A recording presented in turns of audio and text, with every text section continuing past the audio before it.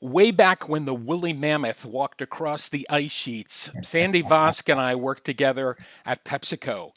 Since then, he's had tours of duty at TNT Express Worldwide, Philips Electronics, and Mutual of New York, MONEY, or money as they call it sometimes, where he led major strategic digital transformation projects with unilateral success. Cool little turn of events here. In 2003, he founded Advantage Technology Solutions to help companies find innovative strategic solutions to their supply chain challenges. And over the last 15 years, he's combined his corporate experience with the unique ability to balance people, process, and technology to help clients achieve unparalleled strategic business results and enhance shareholder value. His ability to partner with any client or team on any project, large or small, has helped him to earn a reputation across supply chain industry as an exceptional strategic partner, problem solver, and thought leader. And he's just a cool guy.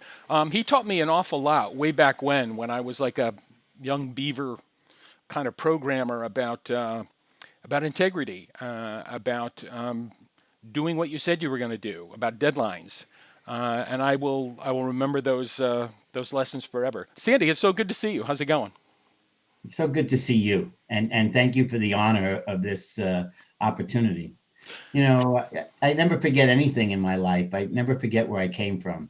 And when you reminded me of that episode, I remembered you, but I had forgotten that episode. It just meant so much to me that it had impact on you. Those lessons I still live by today in every way. And as we were chatting the other day, just the work we did at Pepsi still stands strong in my mind.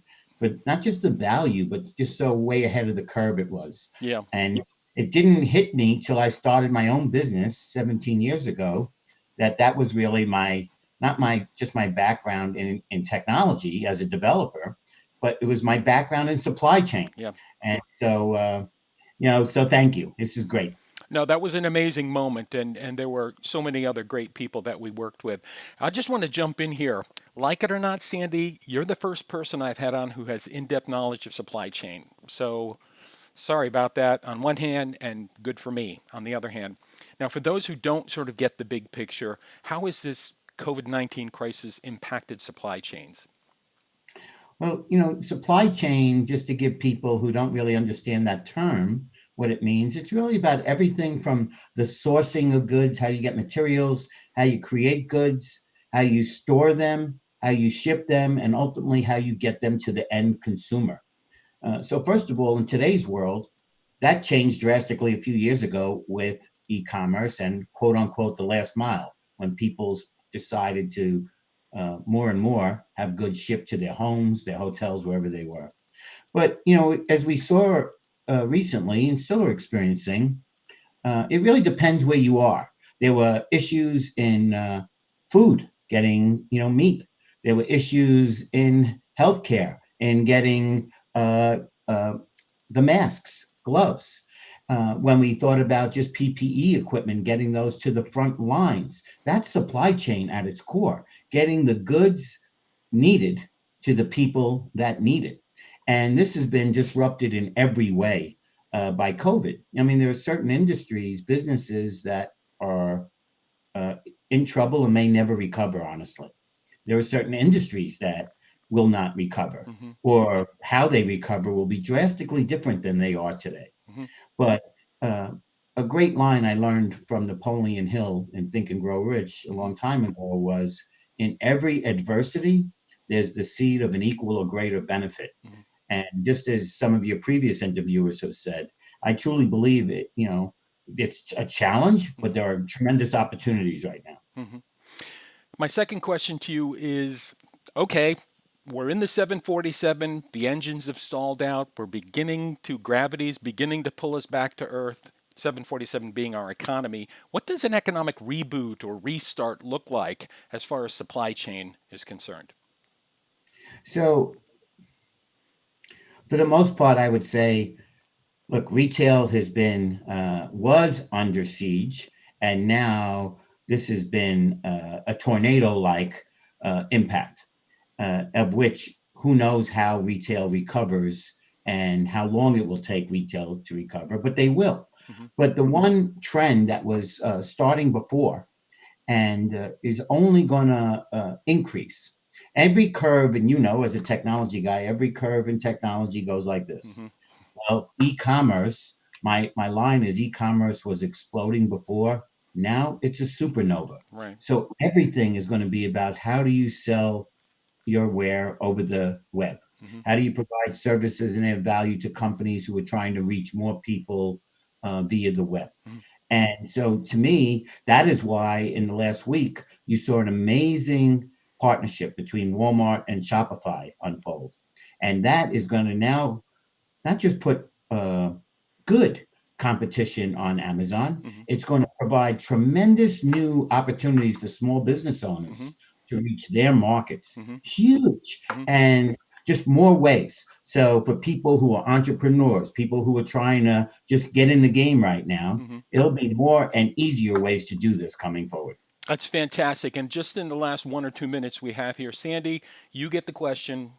What lessons have we learned that we must not forget? First of all, I thought about this when you posed it to me. And the first thing that comes to mind is John Lennon's last album. I'm a music guy, Sure. and he wrote a beautiful song called Beautiful Boy. Hmm. And I shared with you, I now have a grandson, 14 weeks old. But the line in that song that's so powerful is life is what happens to you while you're busy making other plans. So the key lesson is to not to take anything for granted. Hmm. Anything you want to do, anything you want to say, because it all like that. Right. So that's the first, and the world is just changing faster and faster. Reading a great book, an old book called Utopia Oh, or Oblivion by yep. Buckminster Fuller. Yep. Well, I just started it, but there's this term, accelerated acceleration. And that is what's happening right now. Hmm. Working virtually, people were somewhat doing it. Companies were somewhat on board. Hmm. We've just broken through that barrier. It'll never be the same. Right. Uh, Telemedicine. There was a lot of obstacles for telemedicine. Hmm. And now it's not going to be that we will never go to a doctor's office, but we don't always have to go to a doctor's office. Hmm. And just what that means for us as individuals, time, sitting in the office, sitting in the room, waiting for them to come. That barrier has been broken. Hmm. But e-commerce, Dave, that is, we're still at its infancy. Hmm. And what's happening now in the next 5 years, it's what still buzzes me after all this I time. know. How cool is that? It is. It is. It's, and still helping companies manage change. I came up with a line a long time ago. It's not about the technology, it's about managing change. Hmm. People, processes, and the technology is an enabler. Sure. And only when it's used well, like any tool. If you don't use the tool well, it's not an enabler, it could be a disabler. Yeah, and we got some stories to tell there. Sandy, it is so amazing to see you again. Congratulations on your grandson. Thank you so much. Thank you so much. That puts everything in proper perspective. Doesn't So, it? It just yeah, makes everything better. I'll see you yes, it soon. does. I'll see you soon. Thank you again. Greatly appreciate it.